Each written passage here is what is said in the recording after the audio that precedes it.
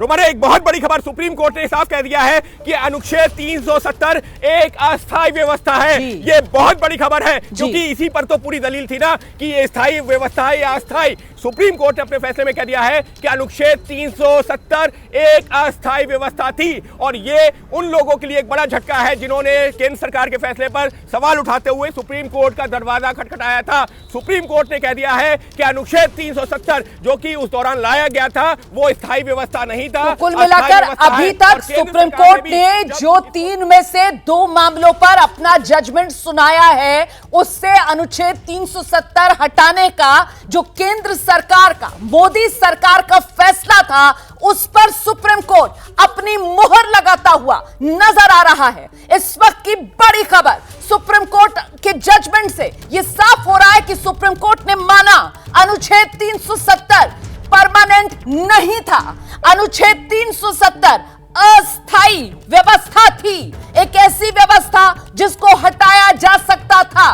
दूसरी बड़ी बात, सुप्रीम कोर्ट ने अपने जजमेंट में जो प्रक्रिया अनुच्छेद 370 को हटाने के लिए सरकार की तरफ से अपनाई गई उस प्रक्रिया को भी सही पाया और इसके लिए सुप्रीम कोर्ट की तरफ से दलील यह दी गई कि साहब अनुच्छेद 356 जिसमें राष्ट्रपति के पास सारी शक्ति और साथ ही साथ मत भूलिए जब राज्य सरकार काम नहीं कर रही है तो जाहिर सी बात है सारी शक्तियां जो हैं वो केंद्र के पास आ जाती हैं और इसी वजह से जो प्रक्रिया अपनाई गई उस पर सुप्रीम कोर्ट की मुहर लगते हुए नजर आ रही है इस जजमेंट के जरिए। और जो कहा जा रहा था कि आप हटा कैसे दिया आपने, ये तो एक परमानेंट व्यवस्था थी, तो उसको भी सुप्रीम कोर्ट ने खारिज कर दिया ये कहते हुए कि ये अनुच्छेद 370 परमानेंट व्यवस्था नहीं थी, अनुच्छेद 370 जो है वो अस्थायी व्यवस्था थी। और इसमें सुप्रीम कोर्ट की तरफ से हवाला इस बात का दिया गया कि जब राजा हरि सिंह ने भारत के साथ विलय समझौते पर दस्तखत कर दिए तभी जम्मू कश्मीर की संप्रभुता खत्म हो गई। एक बार फिर से आपको लेकर चलते हैं ग्राउंड पर अंकित गुप्ता के पास। अंकित,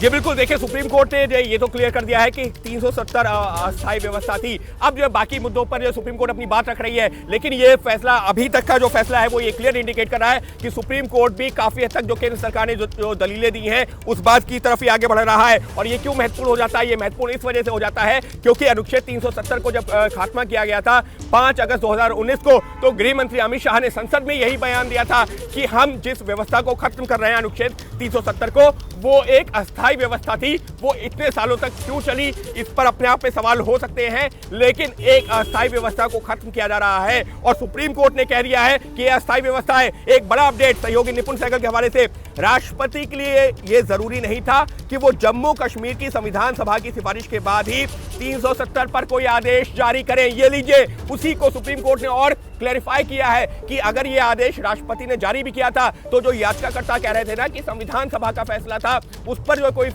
उसका संविधान सभा होनी चाहिए थी, उसके बाद ये फैसला लिया जाना चाहिए था। तो सुप्रीम कोर्ट ने साफ कर दिया है कि राष्ट्रपति के पास पूरा अधिकार था, संविधान सभा की जरूरत नहीं थी और इसी वजह से 370 अस्थायी था। और ऐसे में अब तक जो फैसला आगे बढ़ा है वो यही दिखा रहा है कि सुप्रीम कोर्ट कहीं ना कहीं ये मान रही है कि जो केंद्र सरकार का फैसला था ये कहते हुए कि अनुच्छेद 370 एक अस्थायी जो है अनुच्छेद के तौर पर लाया गया था, अस्थायी जो व्यवस्था थी, तो उसको अगर हटाया जा रहा है तो कुछ गलत नहीं है। लेकिन सुप्रीम कोर्ट का क्योंकि फैसला आगे बढ़ रहा है लिहाजा अभी और भी कई मुद्दे आएंगे। लेकिन अब तक की अगर मैं 2 बड़ी बातें अपने हिसाब से बताऊं जो अब तक मेरे को समझ में आ रही हैं कि सुप्रीम कोर्ट ने साफ कह दिया है कि जम्मू कश्मीर भारत का अभिन्न अंग है। इसका मतलब साफ हो गया है कि आपके जो तमाम जो देश के कानून और संविधान है वो वहां लागू होते हैं। सुप्रीम कोर्ट ने फैसले में कह दिया है कि देश का संविधान राज्य के संविधान से बड़ा होता है और उसको एक्सेप्ट नहीं किया जा सकता कि कोई ये कहे कि हमारा संविधान अलग है, ये बातें अलग हैं, उसको एक्सेप्ट नहीं किया जा सकता।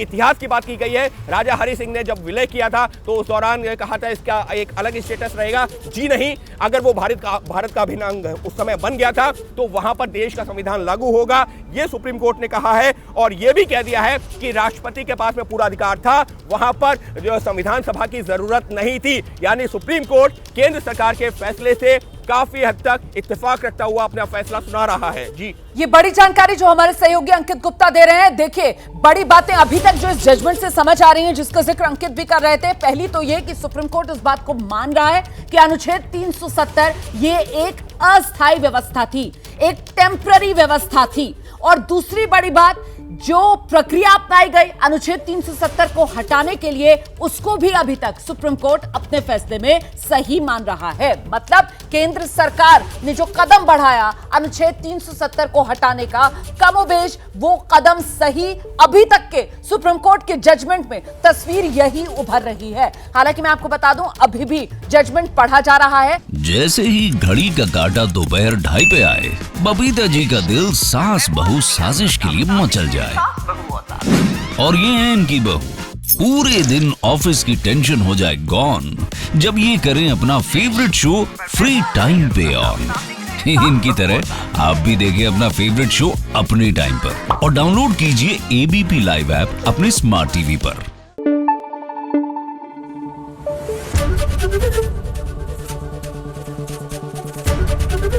एबीपी न्यूज आपको रखे आगे।